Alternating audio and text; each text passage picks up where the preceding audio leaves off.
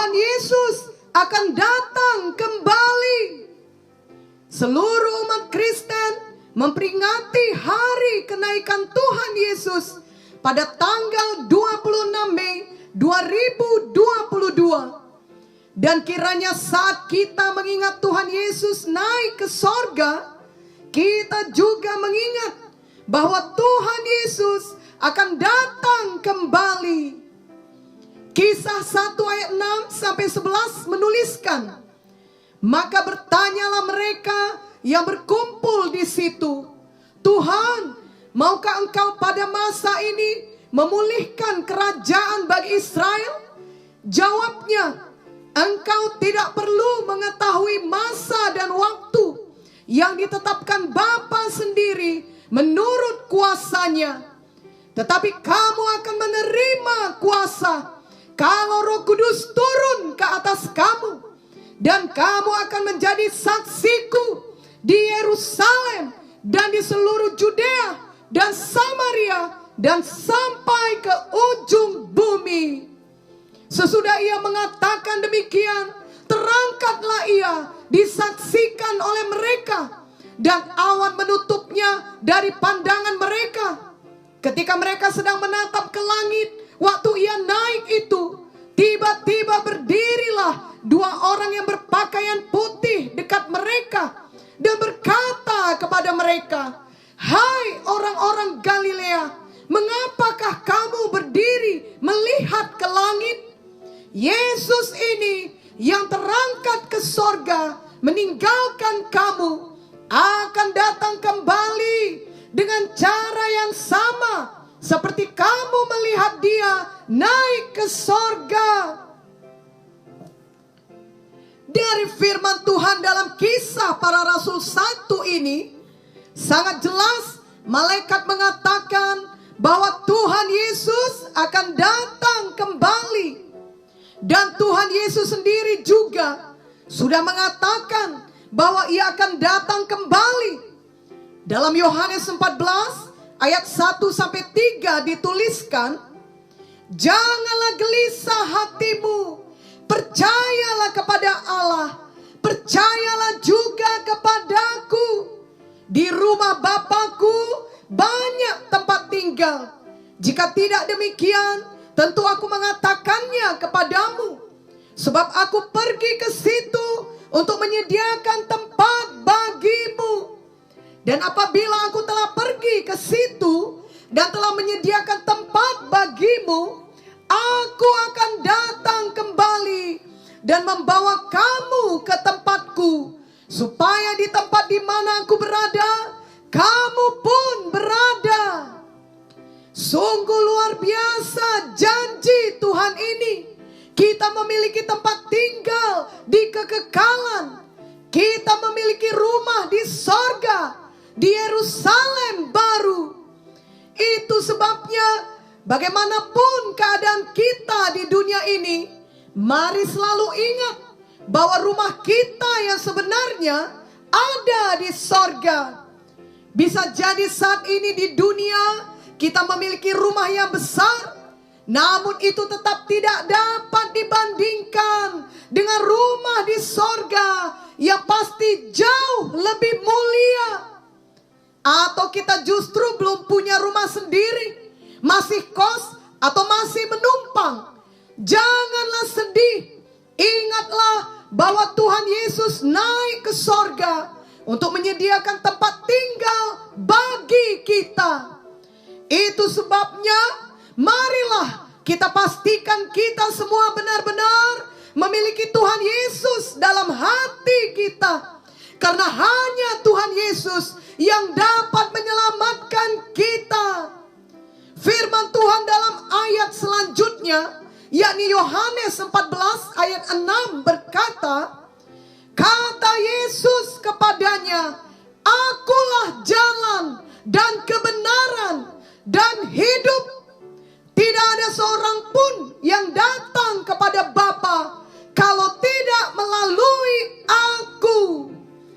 Dan tadi dalam Yohanes 14 ayat 3 kita sudah membaca bagaimana Tuhan Yesus berkata dengan jelas, aku akan datang kembali. Betapa luar biasanya hal ini. Biarlah tiap-tiap hari kita menantikan kedatangan Tuhan dengan sukacita. Ingatlah bahwa segala sesuatu di dunia ini hanya sementara. Marilah kita terlebih lagi memfokuskan mata rohani kita dan seluruh hidup kita untuk berjaga-jaga bagi kedatangan Tuhan kembali. Buku 1 Tesalonika pasal 4 menuliskan tentang kedatangan Tuhan. Marilah kita baca beberapa ayatnya, yakni dari 1 Tesalonika 4 ayat 13 sampai 18. Selanjutnya, kami tidak mau saudara-saudara bahwa kamu tidak mengetahui tentang mereka yang meninggal, supaya kamu jangan berduka cita seperti orang-orang lain yang tidak mempunyai pengharapan. Karena jikalau kita percaya bahwa Yesus telah mati dan telah bangkit, maka kita percaya juga bahwa mereka yang telah meninggal dalam Yesus akan dikumpulkan Allah bersama-sama dengan Dia. Ini kami katakan kepadamu dengan firman Tuhan. Kita yang hidup, yang masih tinggal sampai kedatangan Tuhan, sekali-kali tidak akan mendahului mereka yang telah meninggal. Sebab pada waktu tanda diberi, yaitu pada waktu penghulu malaikat berseru dan sangkakala Allah berbunyi, maka Tuhan sendiri akan turun dari sorga, dan mereka yang mati dalam Kristus akan lebih dahulu bangkit. Sesudah itu kita yang hidup, yang masih tinggal, akan diangkat bersama-sama dengan mereka dalam awan menyongsong Tuhan di angkasa. Demikianlah kita akan selama-lamanya bersama-sama dengan Tuhan. Karena itu, hiburkanlah seorang akan yang lain dengan perkataan-perkataan ini. Sungguh firman Tuhan ini menghibur hati kita semua. Betapa luar biasanya hari di mana Tuhan Yesus menjemput kita yang percaya padanya. Kita bertemu dengan Dia di awan bersama dengan semua orang yang kita kasihi, yang telah lebih dahulu meninggal dunia. Benar-benar suatu perjumpaan yang sangat manis. Kita sering menyebut hal ini dengan istilah pengangkatan atau rapture. Dan itu akan terjadi dengan sangat cepat, di mana tubuh kita akan diubahkan menjadi tubuh yang mulia. 1 Korintus 15 ayat 52 berkata, dalam sekejap mata, pada waktu bunyi nafiri yang terakhir, sebab nafiri akan berbunyi dan orang-orang mati akan dibangkitkan dalam keadaan yang tidak dapat binasa, dan kita semua akan diubah. Puji Tuhan. Bila kita benar-benar menghidupi firman Tuhan ini, kita mengetahui dengan pasti masa depan kita sangat luar biasa, yakni menunggu Tuhan Yesus menjemput kita untuk berjumpa dengan Dia di awan. Itu sebabnya bagaimanapun yang kita hadapi sekarang di dunia ini tidak menggentarkan kita, karena kita tahu masa depan yang luar biasa menanti kita. Ini bukan sekedar harapan kosong, tetapi inilah kebenaran, yakni masa depan kita sudah dijamin Tuhan. Itu sebabnya sebagai anak-anak Tuhan, kita selalu dapat berkata bahwa masa depan kita lebih baik dari masa sekarang ini, karena kita mengetahui kebenaran bahwa Tuhan Yesus akan datang kembali untuk menjemput kita. Marilah kita saling menghiburkan satu sama lain dari firman Tuhan ini. Sesudah pengangkatan tersebut, akan ada masa kesukaran yang besar di dunia ini. di mana antikristus akan menyatakan dirinya. Namun setelah habis masa 7 tahun, Tuhan Yesus akan datang menjejakkan kakinya di Bukit Zaitun, mengalahkan semua musuh-musuhnya. Zakaria 14 ayat 4 menuliskan, pada waktu itu kakinya akan berjejak di Bukit Zaitun yang terletak di depan Yerusalem di sebelah timur. Bukit Zaitun itu akan terbelah dua dari timur ke barat, sehingga terjadi suatu lembah yang sangat besar. Setengah dari bukit itu akan bergeser ke utara dan setengah lagi ke selatan. Kita juga mengetahui bahwa Matius pasal 24 berisikan khotbah mengenai akhir zaman. Marilah kita membaca beberapa ayatnya, yakni Matius 24 ayat 3 sampai 14. Ketika Yesus duduk di atas Bukit Zaitun, datanglah murid-muridnya kepadanya untuk bercakap-cakap sendirian dengan dia. Kata mereka, katakanlah kepada kami, bila manakah itu akan terjadi, dan apakah tanda kedatanganmu dan tanda kesudahan dunia? Jawab Yesus kepada mereka, waspadalah supaya jangan ada orang yang menyesatkan kamu. Sebab banyak orang akan datang dengan memakai namaku dan berkata, akulah Mesias, dan mereka akan menyesatkan banyak orang. Kamu akan mendengar deru perang atau kabar-kabar tentang perang. Namun berawas-awaslah, jangan kamu gelisah, sebab semuanya itu harus terjadi, tetapi itu belum kesudahannya. Sebab bangsa akan bangkit melawan bangsa, dan kerajaan melawan kerajaan. Akan ada kelaparan dan gempa bumi di berbagai tempat. Akan tetapi semuanya itu barulah permulaan penderitaan menjelang zaman baru. Pada waktu itu kamu akan diserahkan supaya disiksa, dan kamu akan dibunuh dan akan dibenci semua bangsa oleh karena namaku. Dan banyak orang akan murtad, dan mereka akan saling menyerahkan dan saling membenci. Banyak nabi palsu akan muncul dan menyesatkan banyak orang. Dan karena makin bertambahnya kedurhakaan, maka kasih kebanyakan orang akan menjadi dingin. Tetapi orang yang bertahan sampai pada kesudahannya akan selamat. Dan Injil kerajaan ini akan diberitakan di seluruh dunia, menjadi kesaksian bagi semua bangsa. Sesudah itu barulah tiba kesudahannya. Ini adalah tanda saat dimana akan terjadi masa kesukaran besar, menantikan saat Tuhan Yesus datang menjejakkan kakinya di Bukit Zaitun. Dan semua tanda itu tidak terjadi tiba-tiba. Sedikit demi sedikit kita melihat hal-hal yang mirip seperti itu sudah mulai terjadi di saat sekarang ini.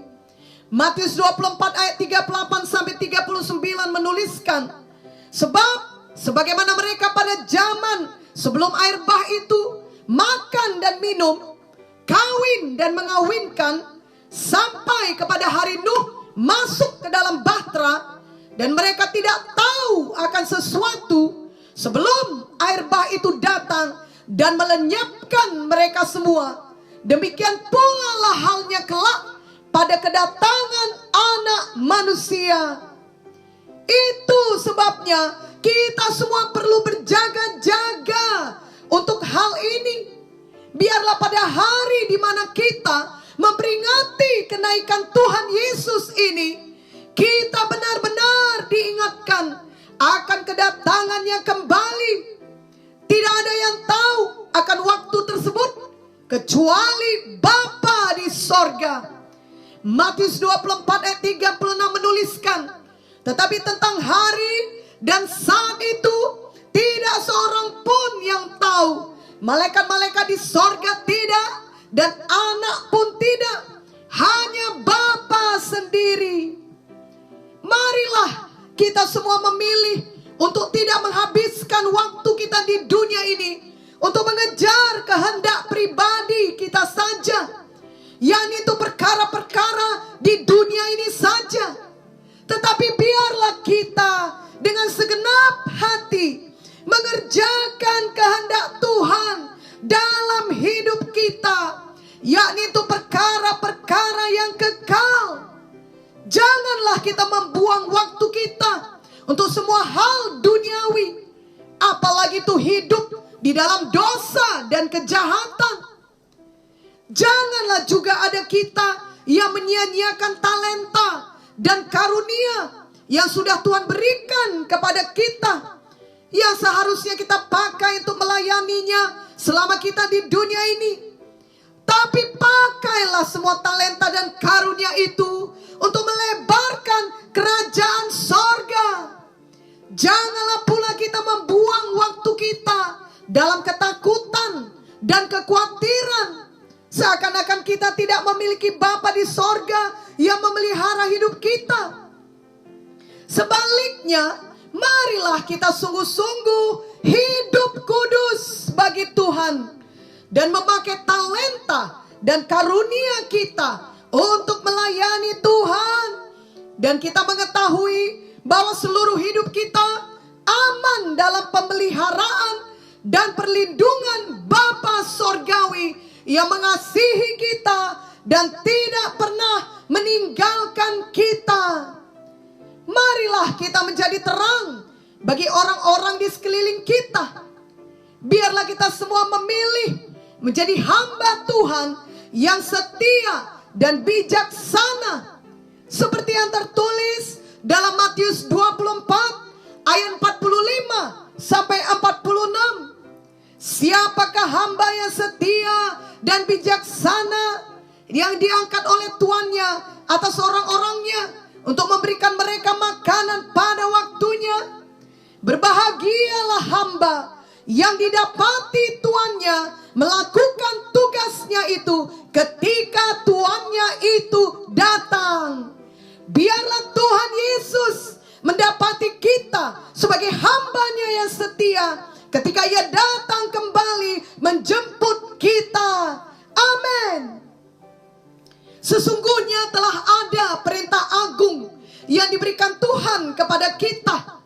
Oleh karena itu, marilah kita mengerjakannya dengan sungguh-sungguh, sebab kita mau menjadi sebagai hamba yang setia dalam menantikan kedatangan Tuhan kembali. Sebelum Tuhan Yesus naik ke sorga, itulah perintah yang dikatakan Tuhan Yesus. Markus 16 ayat 15 sampai 20 menuliskan, lalu Ia berkata kepada mereka, pergilah ke seluruh dunia, beritakanlah Injil kepada segala makhluk. Siapa yang percaya dan dibaptis akan diselamatkan, tetapi siapa yang tidak percaya akan dihukum. Tanda-tanda ini akan menyertai orang-orang yang percaya. Mereka akan mengusir setan-setan demi namaku. Mereka akan berbicara dalam bahasa-bahasa yang baru bagi mereka. Mereka akan memegang ular, dan sekalipun mereka minum racun maut, mereka tidak akan mendapat celaka. Mereka akan meletakkan tangannya atas orang sakit, dan orang itu akan sembuh. Sesudah Tuhan Yesus berbicara demikian kepada mereka, terangkanlah Ia ke sorga, lalu duduk di sebelah kanan Allah. Mereka pun pergilah memberitakan Injil ke segala penjuru, dan Tuhan turut bekerja dan meneguhkan firman itu dengan tanda-tanda yang menyertainya. Jadi dalam menantikan kedatangan Tuhan kembali, marilah kita juga dengan bersemangat melakukan firman Tuhan ini, yakni kita terus memberitakan Injil dan memuridkan jiwa-jiwa untuk Tuhan. Itulah yang harus kita kerjakan dengan setia dalam menantikan kedatangan Tuhan kembali. Marilah kita terus bekerja bagi Tuhan. Jangan menyerah, jangan patah semangat, jangan kehilangan visi, jangan pula dialihkan oleh tipu daya kekhawatiran ataupun kekayaan dunia ini. Dan ingatlah bahwa Tuhan Yesus telah memberikan Roh Kudus bagi kita untuk memampukan kita melakukan semua pekerjaan tersebut. Kita tidak perlu melakukannya dengan kekuatan kita sendiri. Dengan kuasa Roh Kudus, kita dapat menjadi saksi Tuhan dimanapun Tuhan menempatkan kita. Roh Kudus akan mengurapi kita, menyanggupkan kita, memimpin kita, menolong kita, memberikan kuasanya kepada kita. Roh Kudus juga adalah roh penghibur, roh kebenaran, penolong yang telah disediakan Bapa bagi kita. Jadi sebagai anak-anak Tuhan, kita dapat tetap bersuka cita dan tetap bersemangat hidup bagi Tuhan. Karena ada Roh Kudus yang menolong kita, mengajari kita, dan menghibur kita senantiasa. Kuasa Roh Kudus jauh lebih besar dan dahsyat dari semua kuasa dalam dunia ini. Biarlah semua kita anak-anak Tuhan selalu penuh dengan Roh Kudus tiap-tiap hari. Mari kita sungguh-sungguh berdoa agar hari kenaikan Tuhan Yesus yang kita peringati pada tahun 2022 ini benar-benar membangunkan semuanya kita anak-anak Tuhan untuk tetap berjaga-jaga dan terus bekerja menantikan kedatangan Tuhan Yesus kembali. Kita juga berdoa agar semua anak-anak Tuhan terus melakukan perintah agung dalam kehidupan sehari-hari, tetap menginjil dan memuridkan jiwa-jiwa dengan kuasa Roh Kudus. Biarlah setiap hari saat kita bangun di pagi hari dan saat kita akan beristirahat di malam hari, kita ingat perkataan Tuhan Yesus, "Aku akan datang kembali." Ya, Tuhan Yesus pasti akan datang kembali. Dalam Wahyu 22 ayat 20 dituliskan, Ia yang memberi kesaksian tentang semuanya ini berfirman, "Ya, aku datang segera." Amin. Datanglah Tuhan Yesus. Amin. Maranatha.